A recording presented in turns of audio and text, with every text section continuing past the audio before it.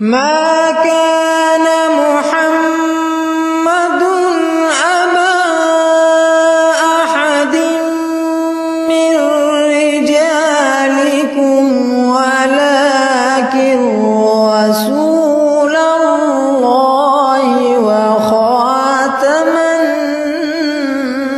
النبيين. نحمده ونصلي على رسوله الكريم وعلى عبده المسيح الموعود. اما بعد فاعوذ باللہ من الشیطان الرجیم. بسم اللہ الرحمن الرحیم. سامعین کرام السلام علیکم ورحمۃ اللہ وبرکاتہ. خاکسار جری اللہ آپ کی خدمت میں حاضر ہے. آج یوٹیوب پر ایک کلپ نظر سے گزرا جنرل ضیاء الحق کا، جس میں وہ انتہائی تعصبانہ گفتگو کر رہا تھا، انتہائی متکبرانہ گفتگو کر رہا تھا، اور وہ اس بات کا ذکر کر رہا تھا کہ بھٹو دور میں جب جماعت احمدیہ کو اقلیت قرار دیا گیا، غیر مسلم اقلیت قرار دیا گیا، تو اس کو غیر مسلم اقلیت قرار دینے کے بعد جو اس کے اوپر عملی جامہ اس قانون کے اوپر پہنانا تھا وہ ہمارے حصے میں آیا، ہماری حکومت کے حصے میں آیا. وہ اصل میں کیا الفاظ تھے اور کیا وہ جناب باتیں بیان کی گئی، چھوٹے سے کلپ میں وہ ذرا آپ ضیاء الحق کی زبانی سنیے. اگرچہ قادیانی اور احمدیوں کو موجودہ حکومت کے برسر اقتدار آنے سے پہلے ہی غیر مسلم اقلیت قرار دیا جا چکا تھا، لیکن اس فیصلے کو عملی شکل دینے کے لیے کوئی قانون نہیں بنایا گیا. دوسرے کئی کاموں کی طرح اس قانون کی تیاری اور نفاذ کی سعادت بھی اللہ تعالیٰ کے فضل و کرم سے موجودہ حکومت کے حصے میں آئی ہے، اور مجھے خوشی ہے کہ ختم نبوت کے سلسلے میں یہ ادنا سی خدمت بھی ہمارے ہاتھوں انجام ہے. اس قانون کے اندرون ملک اور بیرون ملک بڑے اچھے اثرات مرتب ہوئے، اور ایک فتنہ جو ایک عرصہ سے ہماری صفوں میں بویا گیا تھا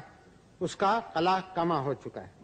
جی جناب، آپ نے یہ سن لیا ہے. اس میں بڑے بڑے دعوے داغ دیے ہیں. سب سے بڑی بات تو یہ کر دی ہے کہ جناب جو ایک عرصے دراز سے فتنہ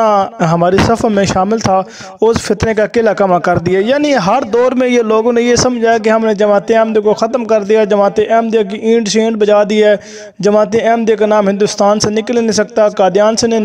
نکلنے دیں گے. جس طرح آزادی جماعت نے بھی یہ کہا تھا کہ ہم جماعت احمدیہ کے ہاتھ میں کشکول پکڑا دیں گے، اس طرح ہی اس وقت جب حضرت اقدس مرزا غلام احمد صاحب قادیانی علیہ السلام نے دعویٰ کیا، تو دعوے کے بعد دیگر لوگوں نے، یا دیگر وہ جو علماء اس وقت تھے، ان لوگوں نے یہ کہا کہ ہم تو مرزا صاحب کی آواز ہے، قادیان سے باہر تک نکلنے دیں گے. لیکن خدا تعالیٰ کے جو وعدے تھے حضرت اقدس مرزا غلام احمد صاحب قادیانی علیہ السلام کے ساتھ، وہ دنیا آج پورے ہوتے دیکھ رہی ہے. اس طرح ہی یہ ضیاء الحق کو بھی یہ لگ رہا تھا کہ جناب میں نے اس فتنے کا جو قلعہ کما کر دیا، ایک تو فتنہ کہہ دیا اور ساتھ قلعہ کما بھی لگا دیا. کس قدر یہ بیچارہ حسرت سے، ان باتوں سے حسرت سے یہ مر گیا، اور جماعت احمدیہ کے جبال بھی باقی نہیں کر سکا. بلکہ اس نے جو پابندیاں لگائی ہیں، اور جو بھٹو نے یہ غیر مسلم اقلیت قرار دیا تھا، اور اس کے بعد پھر جو رئیس کثر تھی وہ جنرل ضیاء الحق نے نکالی، پوری کی، تو اس کے بعد بھی یہ جماعت احمدیہ کو ذرا برابر بھی نقصان نہیں پہنچا سکے، بلکہ جماعت احمدیہ کے سے بہت ہی زیادہ فائدہ ہوا. وہ فائدہ کیسے ہوا کہ ڈاکٹر اسرار صاحب اس بات پہ لب کشائی کرتے ہوئے یہ بات بیان کرتے ہیں. وہ یہ کہتے ہیں کہ جناب جب ہم نے جماعت احمدیہ کے اوپر یہ پابندیاں لگائی کہ آپ نے یہ کام نہیں کرنا، یہ نہیں کرنا، پاکستان میں ایسے کام نہیں کرنے، تو اس کے بعد بجائے کہ جماعت احمدیہ کو نقصان ہو، بلکہ اس کا فائدہ ان کا ہوا. وہ فائدہ ایسے ہوا ہے کہ یہ پھر پاکستان سے باہر نکلے ہیں، دیگر ممالک میں گئے ہیں، وہاں جا کے انہوں نے اپنے مراکز قائم کیے ہیں، مشنریز ہاؤس بنایا ہے، تبلیغیں جا کے کی ہیں، لوگوں کو احمدیت کا پیغام پہنچایا ہے. تو اس سے ان کو بہت ہی زیادہ فائدہ پہنچا بجائے نقصان پہنچانے کے. اور یہ الفاظ استعمال کیے کہ جماعت احمدیہ کا قلعہ کما کر دیے، یہ قلعہ کما سے مراد تو یہ ہوتا ہے کہ بالکل ختم ہو گیا، جماعت احمدیہ منہدم ہو گئی. اگر منہدم نہ بھی ہو تو چلو ایک یہ بھی اس کا اصطلاح وہ ہوتی ہے جناب قلعہ کما سے مراد یہ بھی ایک لے سکتے ہیں کہ جناب یہ دلائل کے میدان میں قلعہ کما ہو گیا. لیکن اگر ہم دونوں معنی یہاں مراد لیں، یعنی دونوں معنی مراد لے کے بات کریں، تو دونوں معنی سے قلعہ کما تو آپ کا ہو گیا، یعنی مخالفین احمدیت کا. وہ کس طرح؟ اگر دلائل کے میدان میں آئے تو جماعت احمدیہ جو دلائل اپنے صداقت میں بیان کرتی ہے، وفات مسیح، ختم نبوت، اجراء نبوت، صداقت مسیح موعود علیہ السلام، ان معاملات میں، ان موضوعات پر جو بھی دلائل دیتی ہے، ان دلائل کا آج تک کوئی توڑ بندہ پیش نہیں کر سکا اللہ تعالیٰ کے فضل و کرم سے. کیونکہ جماعت احمدیہ جو دلائل دیتی ہے وہ سب سے پہلے جو وہ دلائل ہوتے ہیں وہ قرآن کریم سے ہوتے ہیں، اس کے بعد پھر نبی کریم صلی اللہ علیہ وسلم سے، اس کے بعد پھر ان کی اپنی بزرگان کی جو کتابیں ہیں ان کتابوں سے دلائل دیتے ہیں کہ آپ کے اپنے بزرگان کیا لکھ کر گئے ہیں، آپ ذرا اپنی کتابیں پڑھیں۔ یہ ہوگی ایک دلائل کی بات۔ دوسرا کہ جناب لوگوں کو ویسے ہی گنتی میں ختم ہو گیا، بہت کم تعداد ہو گیا، لوگ چھوڑ کر جا رہے ہیں، دھڑا دھڑ لوگ چھوڑ کے جماعت احمدیہ جا رہے ہیں، بہت کم تعداد میں لوگ اب جماعت احمدیہ رہے گئے۔ تو اس لحاظ سے بھی دیکھا جائے تو قلہ کما پھر ان مخالفین احمدیت کا ہوا وہ اس طرح کہ جماعت احمدیہ الحمدللہ اللہ تعالیٰ کے فضل و کرم سے اس وقت تقریباً 212 سے زائد ممالک میں الحمدللہ پھیل چکی ہے۔ تو پھر قلہ کما کس کا ہوا؟ یہ بیچارے اپنے وہ یہ چلے میں یہ جو بات ابھی میں نے کی ہے کہ 212 سے زائد ممالک میں جماعت احمدیہ پھیل چکی ہے اور اکناف عالم میں پھیل چکی ہے، اس کی میں تصدیق آپ کو الیاس چنیوٹی صاحب کی زبانی سنواتا ہوں کہ وہ کیا بات بیان کرتے ہیں۔ یہ ذرا آپ انہی کی زبانی سنیے۔ وہاں قادیانی انڈونیشیا میں گئے، وہاں قادیانی، اور دنیا کا آخری کونا جنوب میں، وہاں کیپ ٹاؤن ساؤتھ افریقہ کا آخری شہر، وہاں قادیانی۔ ہمارے والد صاحب گئے ہیں اور یہ ہمارے بھائی جاوید گئے ہیں شمالی آخری کونا ناروے، وہاں پر قادیانی، اور دنیا کا مشرق میں آخری کنارہ آسٹریلیا جزائر فجی، وہاں قادیانی، دنیا کا مغربی کنارہ گھانا، وہاں پر قادیانی۔ جی جناب آپ نے یہ سن لیا کہ وہ خود اپنے منہ سے اقرار کر رہے ہیں جی فلاں کونے میں جائیں تو احمدی، اس کونے میں دنیا کے جائیں تو احمدی، اس کونے میں جائیں تو احمدی۔ منظور چنیوٹی کا حوالہ دے رہے کہ میرے والد صاحب گئے تھے تو اس کونے میں بھی احمدی ہیں۔ تو جماعت احمدیہ جو ہے وہ تو اللہ تعالیٰ کے فضل و کرم سے اکناف عالم میں پھیل چکی ہے الحمدللہ۔ اور یہ پھیلی کیوں ہے؟ کیونکہ اللہ تعالیٰ نے بانی جماعت احمدیہ حضرت اقدس مرزا غلام احمد صاحب قادیانی علیہ السلام کے ساتھ وعدہ کیا تھا،